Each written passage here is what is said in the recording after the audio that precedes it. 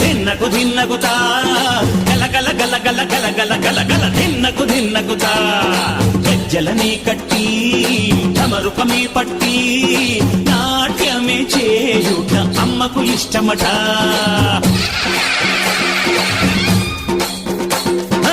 ఊరే ఊగేల ఇయ్యాలి హారతి కాయలు కొట్టి ఫలములు పెట్టి పాదాలు తాకితే అడిగిన వరములు ఇచ్చును తల్లే.